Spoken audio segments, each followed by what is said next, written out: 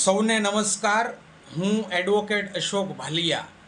મારે આજે તમારી વચ્ચે એ વાતની ચર્ચા મૂકવી છે કે તાજેતરમાં ભાવનગરની અંદર બે આર્મી મેન કે જેઓ પોતાના પરિવારની ચિંતા કર્યા વગર દેશના રક્ષણ માટે જ્યારે સરહદ ઉપર પોતાની ફરજ નિભાવી રહ્યા હોય ત્યારે એ પરિવારના ઘરે જઈને અસામાજિક તત્વો દ્વારા હુમલો કરવામાં આવ્યો, એમના પરિવારને મારઝૂડ કરવામાં આવી અને કાયદાને સરેઆમ લીરા ઉડાડવાનું કામ કર્યું।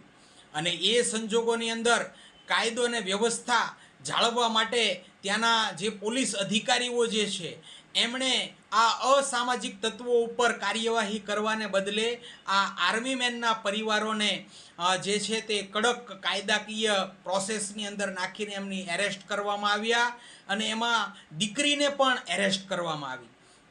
આ સંજોગોની અંદર જ્યારે કોળી સમાજને આપણે રાજકીય ક્ષેત્રે મજબૂત કરવાની વાત કરતા હોઈએ અને સમાજના સારા પ્રતિનિધિઓ રાજનીતિમાં આવે અને એના દ્વારા સમાજ જે છે એ આશાવાન બને અને એ નીડરપણે પોતાના રોજગાર ધંધા કરી શકે, એવા સંજોગોની અંદર આ આર્મી મેનના પરિવારની વહારે અખિલ ભારતીય કોળી સમાજના જાગૃત યુવાનો અને સાથે સાથે ભાવનગરના સ્થાનિક જાગૃત યુવાનો આવ્યા અને એમણે ન્યાય માટેની લડાઈ લડી।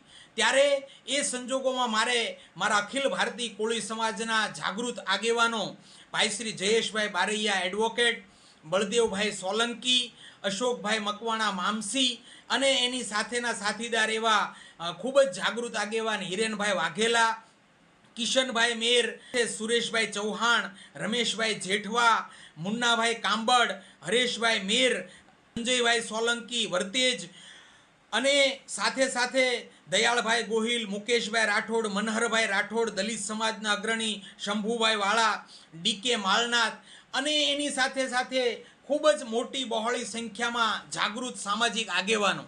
આ સૌને હું આ તકે એટલા માટે અભિનંદન કરવા માગું છું કે તમે ખરા સમયે સમાજની વહારે આવ્યા છો અને ન્યાયની લડાઈ લડ્યા છો। ત્યારે સમગ્ર ગુજરાતના જાગૃત યુવાનો આપણે પણ આપણા સમાજના ઉત્થાન માટે હવે આશાવાન બનવાને બદલે પોતે જ લીડરશિપ લઈને સમાજના હિત માટે આગળ આવવું પડશે। હવે ગઈ ગુજરેલી રાજનીતિને ભૂલીને સમાજના ઉત્થાનની રાજનીતિનો આપણે પ્રારંભ કરવો પડશે। આ તકે ફરી એકવાર આર્મી મેનના જનોને સાથમાં રહેલા એવા મારા સૌ સાથી મિત્રો, યુવાન દોસ્તોને હું ખૂબ ખૂબ અભિનંદન કરું છું, સેલ્યુટ કરું છું। ધન્યવાદ।